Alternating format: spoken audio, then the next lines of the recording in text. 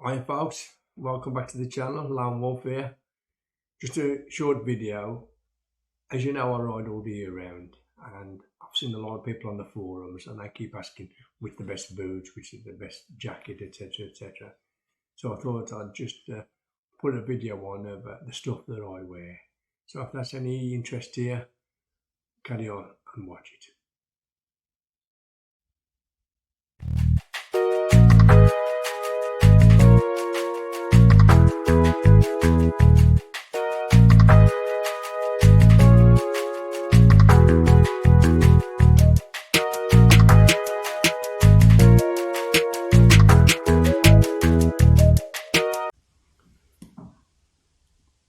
Okay then.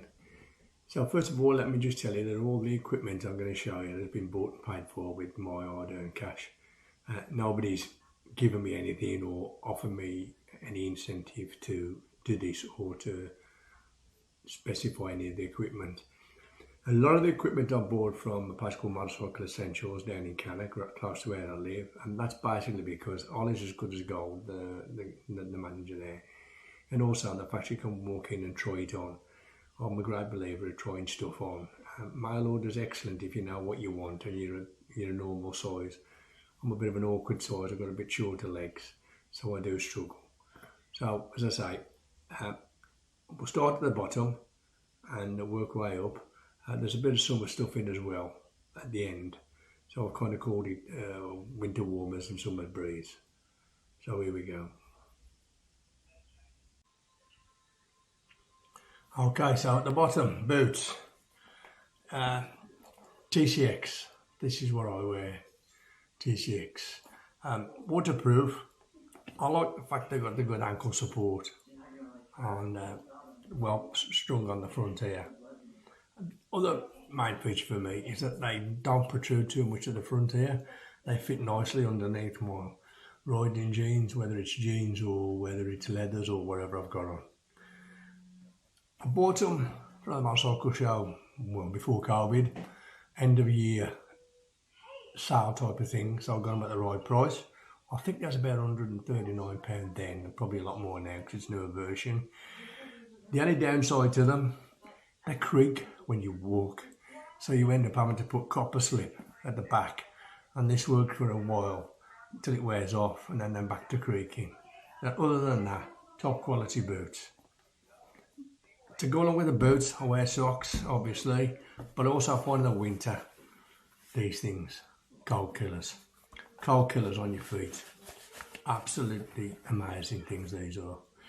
They're not too thick, so they don't tighten your boot up too much and make your foot uncomfortable, but they really do keep the cold out. I've not tried any heated socks, which some people use, but these are quite sufficient for me. And I've been in some pretty cold weather lately. When we was out just prior to Christmas, I was out with the lads and it was down to 4 degrees and there was quite a good wind chill in there, but these were fine. So it's a little thing, and these are not mega money. I know heated socks are quite expensive. These are not mega money. I've had them a long time and they wear quite well. Okay then, so trouser wise I wear two pairs. These are Lindstrands Gore-Tex bottoms. Gore-Tex, I'll say Lindstrand, hip protection and knee protection. Removable, obviously, knee and the hip. They haven't got much of a lining inside, as you can see. It's basically quite thin. Although they're waterproof, they're not very warm. So, but they're really good in the rain, obviously you don't get wet. So what I wear with them, as a base layer when I use these, are these. Now these also are Lynch Albarsons, but these are really nice bottoms. Quite thick, ideal. Zips on the bottom, tight at the top here. They have got pockets on them. You would use them, but I wouldn't use them because I'd use the bottoms on the trousers, because the trousers have got good pockets on the side and the front pockets there, side pockets and pockets at the side for your money. Quite a lot of pocket space. These excellent. I think they use these on like enduro and things like that, sporting. I don't know if you can still get them actually, because I've had them a few years now, but I always find them really comfortable and good quality. And that's side, they're ideal underneath these Gore-Tex bottoms, because the Gore-Tex bottoms are thin, and these then thicken them up and give you the warmth, as well as the Olsen bottom, the Lindstrom bottoms give you the waterproofing. Well, these are my other trousers that I use, leather bottoms. These are my go-to jeans. These are my favourites. These are the one I would wear pretty much all year round. I use these things. Made by Joffer. Leather, good knee protection, hip protection. Honestly, the quality is top class. Bit of venting here, which does get a bit chilly in the winter. So whenever I use these,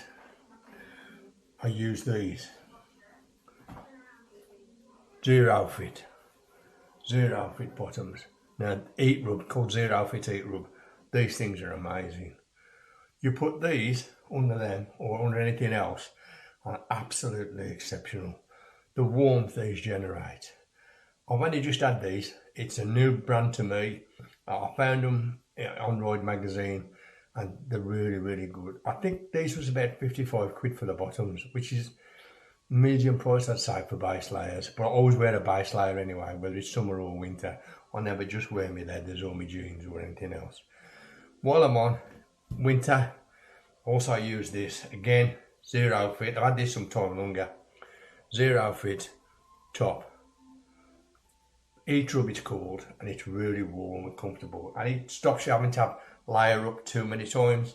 I can basically get away with this underneath my jacket a lot of the time, unless it's really cold, and then I go and do use other things. But basically this I can really recommend, the Zero Fit stuff.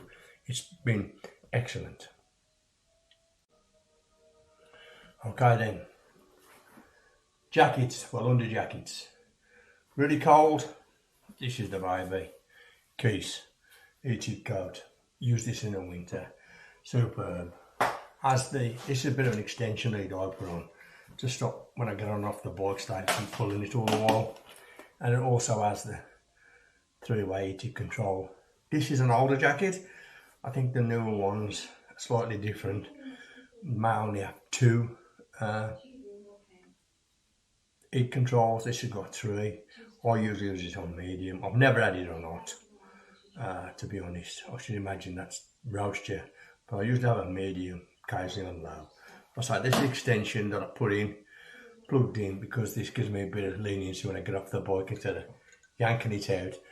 And obviously it's connected direct to the battery via the fuse on the GS, as the CAN bus system wouldn't take anything like that. It's like, this is cold weather, this is the baby. Drop that back in there. If it's not so cold and I just need a jacket underneath, then I use this Rucker. This comes with my jacket, as you'll see later on. I'm a Rucker man. Again, nice, comfortable. Once you've took your coat off and stopped anywhere you're overcoat, you can walk around in this. It's quite pleasant, you know what I mean? Keeps the wind out. So that's the 2 coats that I would wear in the winter. Okay, jacket wise, I use a Rucker. Again, expensive piece of kit. I bought this, I think I bought it at the same time as my boots from the motorcycle show, end of year line. So I got it cheaper than it was. I think I paid somewhere in the range of about 600, 700 quid for it, but that's a few years back. I think I'm retailing now at well over £1,000, but excellent. You know, it is what it is. It keeps you dry, keeps you warm. This is an old one, an old style. The new one's much better, I believe. And the new ones have a puffer jacket under, whereas mine has that other jacket that I just showed you. But top class, wouldn't be without it. It's the only jacket I use, and again I use this most of the year round. It's got to be really warm for me to use something else. I use a buff and I use a normal buff. But if it's really cold, again, our old favourite, the Cold Killer comes out. This is a good neck buff. Really keeps, because the cold gets you on your throat and your neck, and you can really feel it, but this does stop it. Again, Cold Killer is not mega money, but does the job. And on top of all that, I now ride with an Elite air vest. This is the one where it's tethered to the bike, tethered there, the gas canister in there. It's a bit bulky and it's red hot in the summer, to be honest. But then you've got to weigh up the protection against the discomfort, and I'll always go for the protection. Okay, gloves wise, when it's really cold, Keys heated gloves.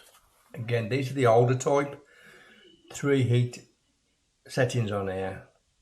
They just keep the back of your hands warm. One or two people think that they get red hot, but they don't. The idea is where your handlebars are, they keep them off the back of your hands. I've ride GS and I've got muffs on, not muffs, handlebar, what you call it, you know, the extensions on, and guards, sorry, I'll get my words out in the end, and guards, and they do make a difference, but with these on, makes it even difference a lot more. Just quite cool. Heated grips on the inside, these on the outside, 318 as I say, not very hot, but they do the job. If it's not that cold and it's just going to be wet, I use these. These are my Magma. Again, nice, comfortable gloves. Leather, dry, comfortable, nice inside lining, keeps you warm. If you look on the back, I use a visor cat. I don't know whether anybody else does. This thing here, when you go out, you fill it up with water. Oh, you should have some sort of fluid in, special fluid, or just use water. Makes your sponge wet. So as if your visor gets dirty, you know, sometimes you just got the road dirt where it just comes a little bit off and your visor filter. Wipe it out with that, then use that to pull it back. And that tends to do the job. Okay, well, at the top now, this is my go-to helmet, the one I use the most. It's the Scorpion XO R1 Air. It's carbon. It's weight 1250, 1,250 grams. It's the lightest helmet I've ever had. It's full face, but honestly, it's really superb. Double D ring, straps at the bottom for the medics.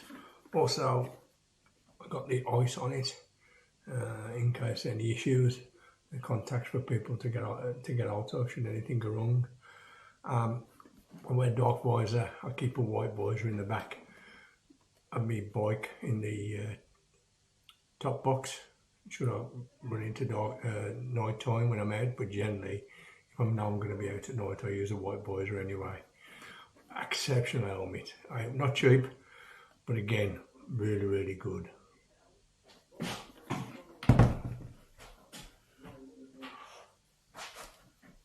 Second one is this Shoei GTA 2.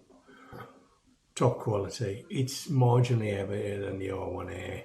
The R1 Air I use for mainly all my vlogging and everything like that. This Shoei, again, I use when I'm probably out riding with the boys and don't want to do any vlogging.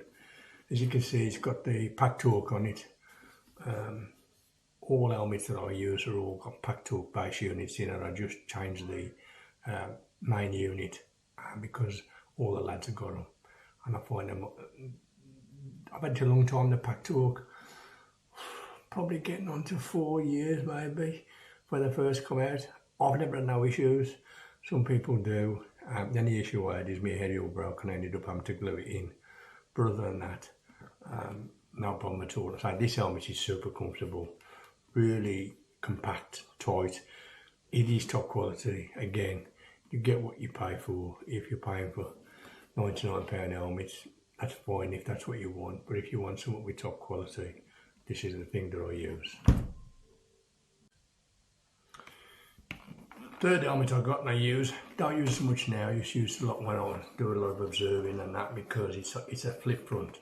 So it's a lot easier to work with when you observe it. Just lift the front, you can speak to your associates, so I have to keep tapping helmet on and off. Kaiberg Tourmax. It's a decent helmet, but it's quite heavy. In fact, it's a lot heavier than the other two, but it does, being a flip front helmet, it will be anyway.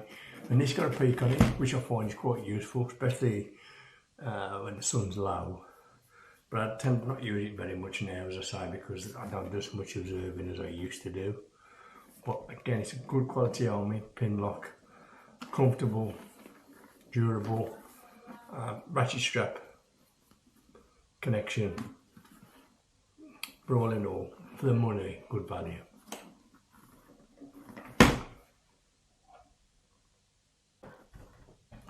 Right folks, well that's pretty much it for the winter gear. Most of it I'd use all the year round, to be honest, in various forms, various setups, whatever I use, but that is the main stuff that I use. Come summer, I will use these at times, again TCX, small, light boots, good ankle protection, but as you can see that I ain't had a lot of wear on them, and I must have had them 2 years, so they ain't me go-to boot. I'd still prefer my long boots in the summer, to be honest. Jeans wise, I use these, which are Lindstrands, denims, hip protection, knee protection. Again, I've had these a while and I don't tend to wear them very often. I don't know what it is about denims. I never feel as protected in the denims as I do in my leathers. These again are Lindstrands. It was a good price. I think again, I've had them a few years, so they're probably out of stock now. Different things. Jacket wise, I got a richer.